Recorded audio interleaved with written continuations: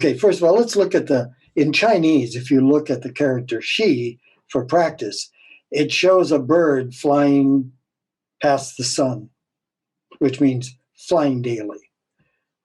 There's not a bird on earth that I know of that gets up in the morning and says, I got to practice flying.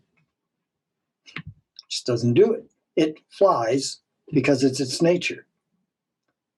So the word practice can sometimes produce anxiety in us.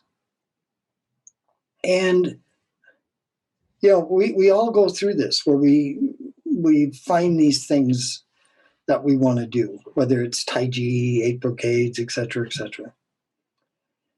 And we want to develop a practice out of it. But sometimes we think of a practice as something rote, something rigid. Chan Sun Fung was very clear in his text about, he goes, rote practices only cause harm. But what he meant by that is that our practices should be part of our daily life, meaning it's not enough to say I'm going to meditate at 7 a.m. every day. And if you don't, then you get feelings of guilt and anxiety.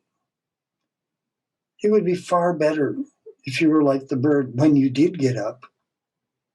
And when you want to, you do your 8 brocades practice. Not to put so much anxiety and tension into it, because that can have the opposite and reverse effect.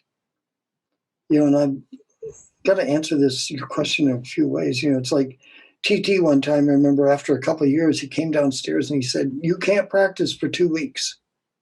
I go, why? He goes, I'm not going to tell you. You just can't practice for 2 weeks. Nothing.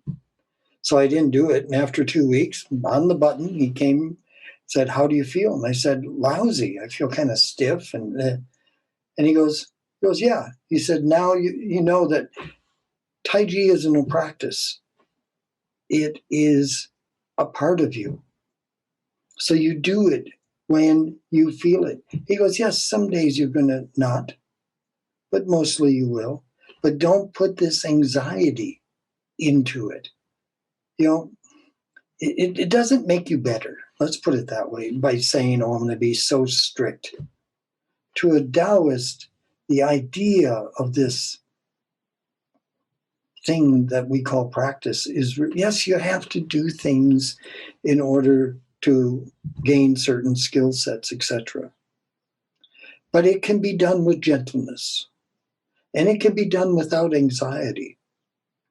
You don't need to feel like you are always pushing yourself. You're not in training to become, world champion boxer, that kind of idea, which, is going to ruin your body anyway.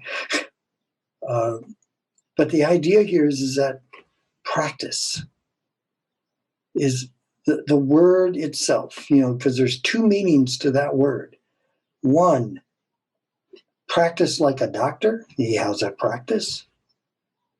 Or a practice to do something to get better. But the truth of it is, the practice like the doctor is better. He's just applying his skills when needed and going through it without the anxiety of saying, I got to get better. Because that becomes ego-driven and becomes a number of things. So it's really a hard question to answer, because, we need practices in order to develop. But at the same token, we can't let them become the source of guilt and anxiety. Take it much more lightly, be gentle with yourself. But at the same time, let these things work your way into you. As TT would always said, you can't force a practice into your life, but you can let it grow into it. And I think that's, I go back to some of the old stuff I translated and worked with, and they were talking about new students coming to, a temple to learn from a teacher. And what they would do is For 5 years, you basically did work.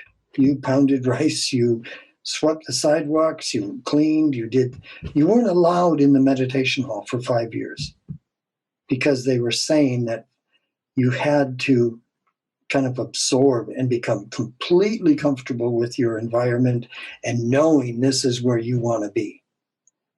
Because if you just throw people into a meditation hall, they'll probably quit.